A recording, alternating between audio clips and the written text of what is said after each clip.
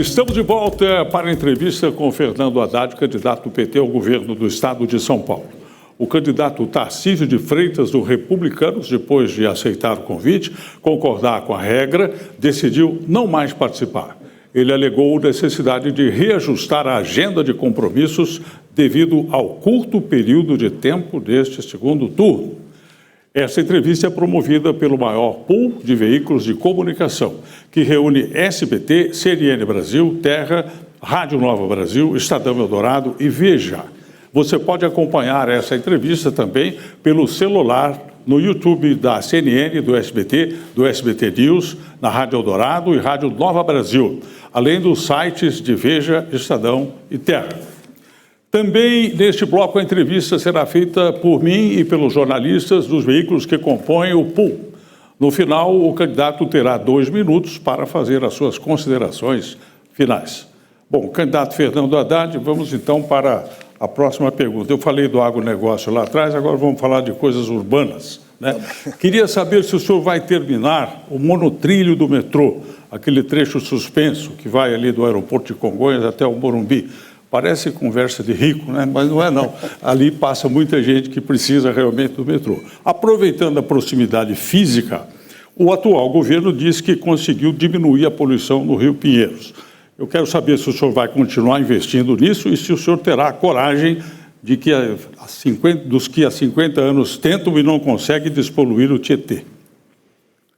Olha, Nascimento, bom, em primeiro lugar, se fosse uma obra parada seria fácil, mas são 500 obras paradas e reativá-las é uma das formas para gerar emprego rapidamente para a população e o emprego direto acaba gerando empregos indiretos, porque isso faz a economia rodar. Então, retomar obras é fundamental e eu diria que na infraestrutura ela é mais fundamental ainda. De novo, eu repito, é o ministro Tarcísio, que deveria estar aqui debatendo comigo, falando comigo, explicando o que ele pretende com São Paulo. Ele deveria estar aqui explicando por que São Paulo ficou em último lugar nos investimentos federais durante os 4 anos do governo Bolsonaro.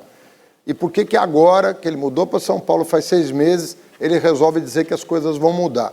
Nós precisamos de recurso federal, sim, mas São Paulo tem recursos suficientes para tocar as obras contratadas e, inclusive, fazer novas. Eu tenho me comprometido com o trem Intercidades, ligando Campinas a São Paulo, com os projetos de São José dos Campos, Sorocaba e Baixada Santista, deixar pronto até o final do mandato, e com o bilhete único metropolitano, que dá para fazer imediatamente. Você que está me ouvindo, mora numa cidade e trabalha na outra, você está gastando, às vezes, R$30 por dia para ir e voltar para o seu trabalho. E isso é impossível de sustentar dessa maneira. Sobre os rios, nós temos que continuar despoluindo, agora nós temos que cobrar mais eficiência das empresas contratadas. Nós já investimos, São Paulo já investiu mais de 4 bilhões na despoluição dos rios Pinheiros e Tietê, e os resultados são muito pequenos perto do volume de recursos já investidos. Então, o que nós vamos fazer é continuar investindo, mas nós vamos sentar com as empresas, inclusive sobre isso, quero deixar claro que o meu adversário comete um grande erro de dizer que vai privatizar a Sabesp. A Sabesp é uma empresa estratégica para isso. Privatizar a Sabesp só interessa a Faria Lima. E o que vai acontecer é que em 10 anos ou menos vai mais do que dobrar a conta de água, que é um bem essencial, que é um direito à vida.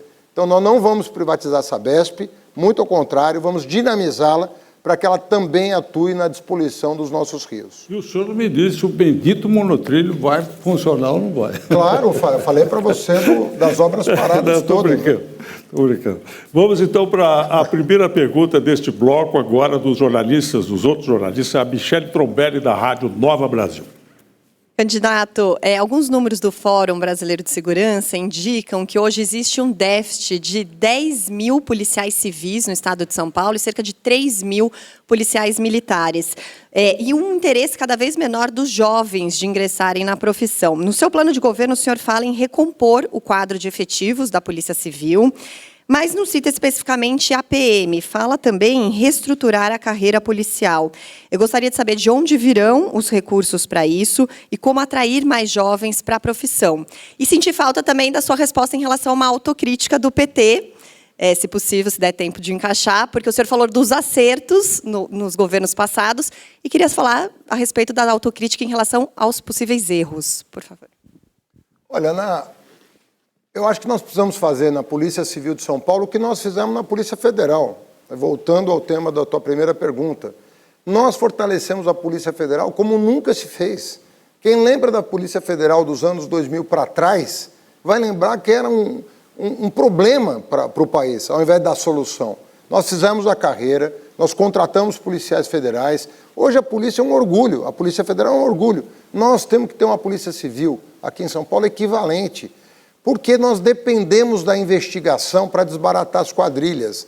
Enquanto a gente ficar só prendendo em flagrante e não der consequência à investigação que vai chegar na organização criminosa que alicia e que recepta os bens roubados, nós não vamos transmitir sensação de segurança nenhuma para a população. Nós vamos ficar enxugando o gelo e não vamos resolver o problema de segurança. Lembrando que em São Paulo, de cada 3 celulares roubados no Brasil, um é aqui. De cada 3 golpes de estelionato, Pix, WhatsApp, um é em São Paulo. E isso é falta de polícia, isso é falta de delegado e investigador.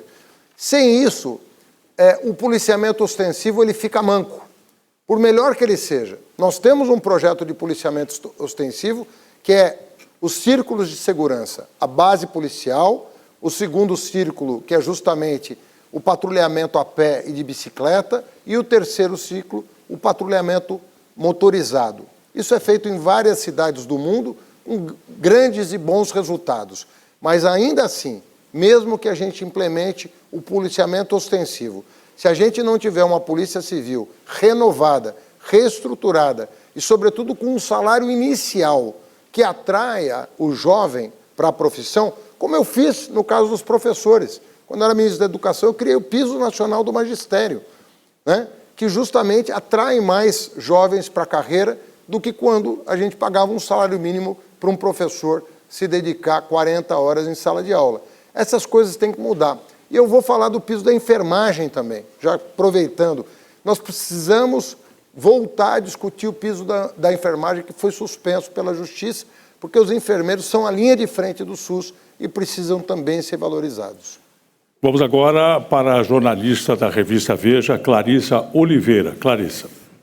Candidato, só para deixar claro para quem está nos assistindo, o senhor defendeu há pouco o imposto progressivo, né, a cobrança de impostos progressivos na minha pergunta, mas ficou pouco claro para mim se o senhor tem a intenção de aumentar a carga tributária dos mais ricos para financiar a desoneração dos mais pobres ou apenas desonerar. Queria só pedir para o senhor fazer esse esclarecimento.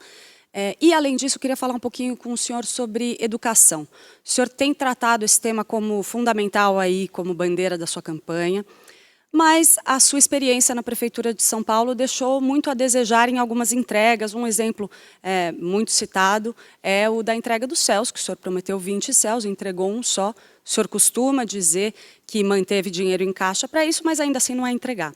Como ganhar a confiança do eleitor agora de que o senhor vai cumprir as suas promessas nessa área? Olha, sobre a primeira questão, eu acho que eu deixei claro que o sistema tributário brasileiro precisa ser corrigido. Grandes heranças precisam ser tributadas. São Paulo tem o menor tributo sobre heranças do país. O menor é aqui, 4%. Imagina uma pessoa que tem R$1 bilhão. Tem vários bilionários na lista da Forbes. Ele vai pagar os mesmos 4% do que quem tem um apartamento e 2 apartamentos vai deixar um para cada filho. É o mesmo os 4%. No mundo inteiro, o imposto sobre grandes heranças é maior do que o imposto sobre pequenas heranças. Então, não é justo. Essas correções precisam ser feitas. E isso não é nenhum pecado dizer a verdade e dizer que a gente vai seguir as melhores práticas internacionais. Em relação à educação, eu acho que eu tenho, talvez, um legado a defender no Ministério da Educação e na Prefeitura de São Paulo, inestimável. Bolsas do ProUni, 700 mil bolsas só no estado de São Paulo. Mais de 3 milhões de bolsas do ProUni no país. a maior expansão das universidades federais da história. Várias universidades federais aqui em São Paulo, Diadema, São Bernardo, Santo André, Santos, Osasco, Guarulhos, Zona Leste de São Paulo, Sorocaba e por aí vai. Instituto Federal, só em São Paulo 33 institutos federais. No Brasil, 214 unidades dos institutos federais. Foi a maior expansão da educação profissional e da educação superior da história. Creches, eu entreguei só na cidade de São Paulo 425 creches. No estado de São Paulo, como ministro, foram 893. Eu sou responsável por ter triplicado a matrícula em creche no país, quando eu era ministro da Educação. IDEB, qualidade de educação, cumpri todas as metas como ministro da Educação. Fiquei 7 anos, não é como hoje, que em 4 anos teve 5 ministros, um saiu preso. No meu tempo, fiquei 7 anos à frente do Ministério da Educação, com todas as metas cumpridas. Peço desculpa, se você quiser, sobre o atraso no início das obras do CEL. Eu lamento muito ter atrasado o início das obras, mas quero reafirmar, de fato, atrasei o início das obras do CEL, mas quando eu terminei o mandato, tinha fluxo de caixa para terminar as obras. E todas estão terminadas, todas que eu iniciei. Não tem nenhum monotrilho parado na minha gestão, viu, Nascimento? E eu vou terminar o seu monotrilho, se Deus quiser.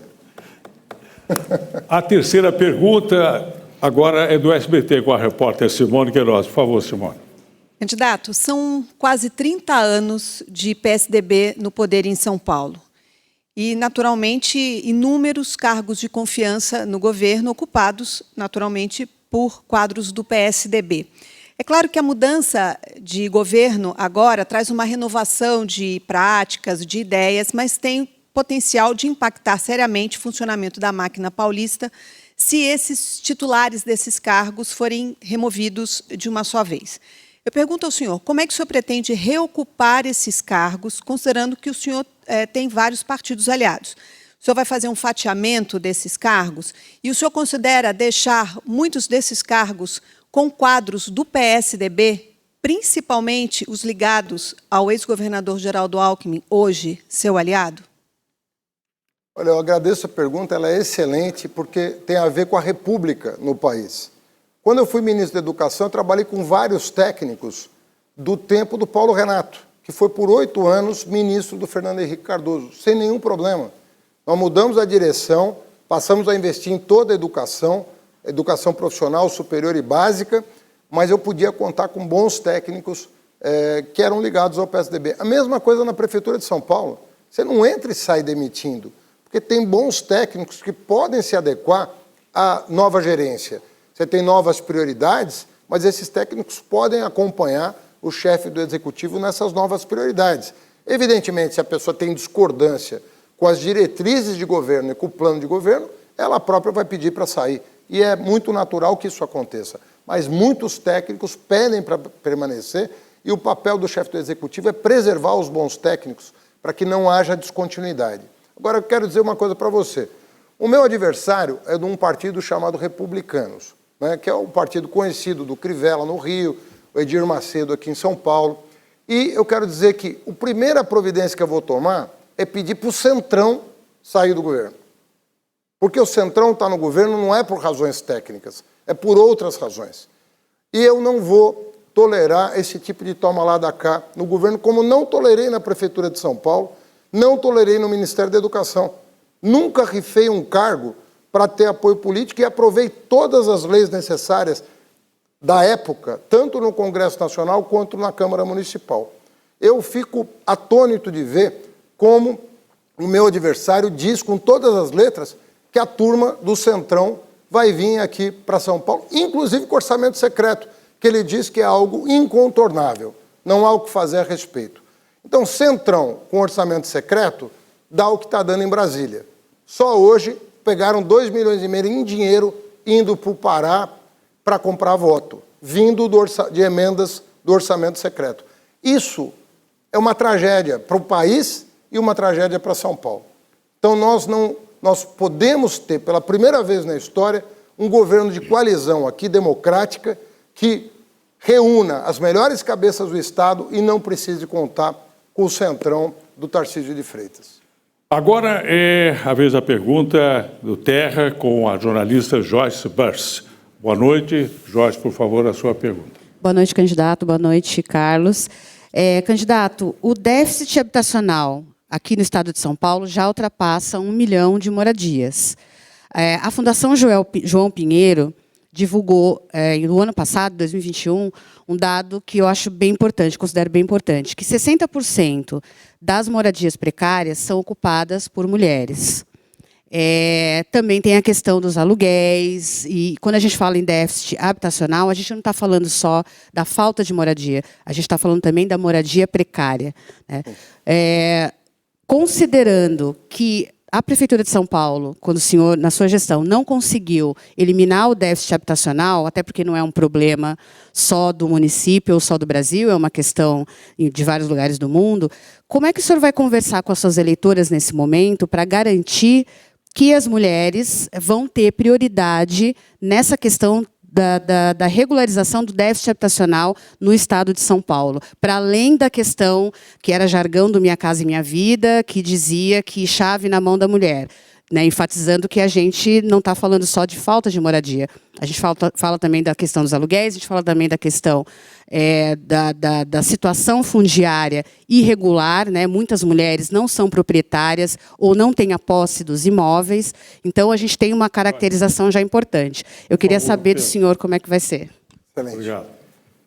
Bom, esse é um drama que a família paulista está vivendo e a família brasileira, porque acabaram com o Minha Casa Minha Vida. E o Minha Casa Minha Vida é um programa que garante não só a produção de moradia, mas o acesso à moradia para quem não consegue comprar uma moradia. Justamente a faixa de 0 a 3 salários mínimos. Uma família que tem esta renda, até 3 salários mínimos, não vai ter renda disponível para adquirir um imóvel. Essa é a realidade. Por isso que o governo Lula, na crise de 2008, lançou Minha Casa Minha Vida, que era um programa que oferecia, à época, atualizando esse valor, é muito mais, mas à época chegava a se oferecer R$96 mil de subsídio, dinheiro público para auxiliar a família de baixa renda a adquirir a sua casa própria. Além disso, nós fazíamos programa de regularização fundiária e o salário mínimo subia justamente para a família ter condições de arcar com o aluguel, quando ela não tinha casa própria ainda, e sobrar renda para outras tantas obrigações de um chefe ou uma chefe de família. Então, era uma lógica toda que se fechava, era uma lógica que fazia sentido para a família de baixa renda. Por isso que as famílias até 2, 3 salários mínimos têm tanta saudade do tempo em que todo mundo ganhava. Os empresários ganhavam, os banqueiros ganhavam, os industriais ganhavam, os comerciantes ganhavam, mas aquela parcela, ela vencia etapas com muito mais facilidade. Nós precisamos recuperar aquele modelo econômico, né? E eu quero me comprometer aqui o seguinte, eu vou aguardar a retomada do Minha Casa Minha Vida pelo governo Lula. E dependendo dos patamares de investimento federal no programa Minha Casa Minha Vida, eu vou ou manter o investimento de 1% do ICMS do Estado para a produção de moradia, ou, se o recurso federal for insuficiente, eu vou aumentar para 2%. Eu vou dobrar o recurso destinado à moradia em São Paulo e retomar o CDHU, que o governo atual tentou na Assembleia Legislativa acabar, extinguir. Então, a volta do CDHU e de 1% a 2% do ICMS para a produção de moradia para baixa renda. Agora é a vez do Estadão, com a jornalista Beatriz Bula. Candidato, o senhor já afirmou em entrevistas que há uma exaustão no estado de São Paulo com os 28 anos de gestão do PSDB. O senhor faz campanha com um dos principais cabos eleitorais do senhor é o ex-governador Geraldo Alckmin. Seu plano de governo inclui continuidade de alguns programas que foram adotados em gestões passadas. Há pouco, respondendo uma pergunta aqui da minha colega, o senhor falou sobre formar um governo de coalizão democrática. Para deixar claro para o eleitor, o senhor diria aos eleitores que o senhor é um candidato de mudança ou um candidato de continuidade, em comparação com o seu adversário nesse segundo turno? Olha, a pergunta é muito boa e eu queria responder com a prática das minhas gestões, tanto no MEC quanto na Prefeitura. A minha gestão no MEC foi de mudança, né? Nunca se investiu tanto em universidade pública, nunca se ofereceu tantas bolsas de estudo, nunca se reajustou as bolsas para que os mestrandos e doutorandos pudessem permanecer em dedicação exclusiva, nunca se mandou tanto bolsista para o exterior com Ciências Sem Fronteiras. Houve uma mudança de postura. Nós criamos o Fundeb e multiplicamos por 10 o investimento na educação básica da parte do governo federal. Só para que você tenha uma ideia, isso significou mais do que dobrar o investimento por aluno na base, no ensino fundamental, no ensino médio. Foi mudança? Foi, mas eu não descontinuei aquilo que estava dando certo. Eu não descontinuei o Fundef, eu fiz um Fundeb. Eu não descontinuei os sistemas de avaliação, eu universalizei os sistemas de avaliação. Então, faz muita diferença você ter uma noção de como é a gestão pública. Quando você assume uma empresa, vamos supor, você compra uma empresa, você vai lá delimitar aquilo que está dando certo, você vai preservar, e aquilo que você tem uma contribuição a fazer, você vai fazer. Então, a gente vai mudar as prioridades do Estado? Vai mudar. Tem muita coisa errada. O aumento de impostos durante a pandemia, eu já disse que vou rever. O passe livre do idoso, eu vou rever. Por que cortaram o passe livre do idoso? Era 60 anos, voltou para 65. E eu e o Alckmin que fizemos ficar em 60. Eu vou rever o que está errado. Até o atual governador disse que ia rever o confisco dos professores, por exemplo. Ele próprio se arrependeu. Bom, se ele está arrependido, não é o meu papel considerar a injustiça que foi feita e repor as perdas que foram impostas ao magistério de São Paulo, aos professores e professoras de São Paulo. Então, não há contradição entre uma coisa e outra.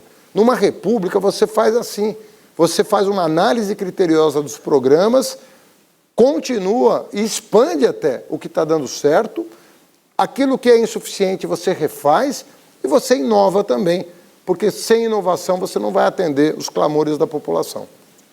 O jornalista Márcio Gomes, da CNN Brasil, agora vai encerrar esse bloco de perguntas. Márcio. Candidato, eu volto ao tema, segurança pública, para reforçar como o senhor vai aumentar o efetivo policial. Perguntado pela Michele, prazo. Em quanto tempo isso vai acontecer? As pessoas vão sentir isso nas ruas. E perguntando também sobre segurança pública, o seu programa de metas, como elas vão ser calculadas, de quanto em quanto tempo vão ser cobradas e o que acontece com os batalhões, delegacias que cumprirem ou não cumprirem essas metas? Muito bem. Sobre segurança ainda, né? Segurança pública. Então, o que eu penso é o seguinte, se você vai requalificar uma carreira, se você vai rever o piso, que é o salário inicial de uma carreira, você tem que pactuar um pacote com a carreira. Você vai atender os clamores da carreira, e eu considero justos os clamores. As reivindicações da Polícia Militar e da Polícia Civil, elas estão na direção correta. Nós temos que contratar mais investigadores, delegados, mais policiais militares. A reposição dos aposentados tem que ser feita. O salário inicial tem que aumentar, tem que melhorar para atrair um sangue novo para a carreira. Agora, nós precisamos associar isso a determinado cumprimento de metas. Nós temos que ter um plano. Em 4 anos, quanto que nós vamos reduzir dos crimes patrimoniais? Qual é o compromisso que nós vamos fazer? Se a sociedade está investindo mais em segurança, ela quer ter uma sensação de segurança maior. E os crimes patrimoniais explodiram. Roubo de celular, roubo de moto, roubo de veículo, explodiram no Estado. Então, nós temos que ter um compromisso com metas. E vamos estabelecer de comum acordo, porque não adianta você fixar também uma meta inatingível. Você tem que contar com os melhores profissionais para adequar as metas à realidade e pactuar o investimento que o governo do Estado vai fazer. Quer dizer, em quantos anos nós vamos repor os policiais que foram aposentados e que se aposentarão ao longo de 4 anos? Como é que nós vamos repor isso em 4 anos? E quais as metas ano a ano que nós vamos cobrar em relação aos crimes que mais preocupam? Lembrando que os crimes patrimoniais estão muito em voga, comentar, falar disso, mas os crimes contra a vida precisam também de uma atenção enorme. Tem muita violência contra a mulher, tem muita violência nos bairros, em alguns bairros da cidade, em algumas cidades do estado. O Vale do Paraíba, toda vez que eu vou para lá, as pessoas reclamam da quantidade de crimes, do aumento da criminalidade, os crimes rurais. Os fazendeiros estão reclamando muito de crimes patrimoniais no campo, que também explodiram. Isso tudo tem que ser devidamente sopesado para que a gente tenha um plano de metas completo que atenda cada cidadão do Estado de São Paulo. Muito bom. Encerradas, então, as perguntas, nós vamos às considerações finais. Candidato Fernando Haddad, o senhor terá, por favor, 2 minutos. Olha, Nascimento, primeiro te cumprimentar como profissional, como âncora, como um jornalista muito respeitado, cumprimentar todos e todas que participaram dessas perguntas, agradecer o pool que manteve essa atividade, que acabou virando uma sabatina, mas era para ser um debate. Eu digo mais uma vez, eu lamento muito que nós tenhamos concordado de vir aqui, pactuado as regras, pactuado o dia, e o meu adversário, recém-chegado ao Estado de São Paulo, tenha se recusado, por razões desconhecidas, a vir ao meu encontro. Nós participamos de um debate educado na Bandeirantes, né? Pouco importa quem ganhou ou quem perdeu, o que importa é que nós estamos frente a frente num debate educado, civilizado, e que eu tenho certeza que levou ao conhecimento do cidadão elementos necessários para ele formar o seu juízo sobre qual o rumo que o Estado de São Paulo precisa atingir. E, para isso, o debate é fundamental. Nós precisamos estar frente a frente para discutir os assuntos do Estado. Eu sei exatamente o que está se passando com as pessoas do Estado. As pessoas estão com um orçamento que não chega até o final do mês. As pessoas estão subempregadas, estão com empregos precários, estão preocupados com a educação dos seus filhos, estão preocupados com a evasão dos jovens, tanto da universidade quanto do ensino médio, estão preocupados com a fila do SUS, que está em 1.200.000 procedimentos. E onde está o Tarcísio de Freitas? Ao invés de estar aqui junto comigo, explicando para a sociedade o que nós pretendemos fazer com o Estado de São Paulo, ele, simplesmente num horário que ele deve estar em casa, ele poderia estar aqui comigo, dando a você a melhor das oportunidades que a democracia permite. Obrigado. Boa noite. O pool formado por SBT, CNN Brasil, Terra, Rádio Nova Brasil, Estadão, Eldorado, Revista Veja, agradece a participação do candidato do PT, Fernando Haddad. Na próxima sexta-feira, às 9h30 da noite, foram convidados para debater os candidatos à presidência da República, Jair Bolsonaro e Lula. Boa noite e até lá.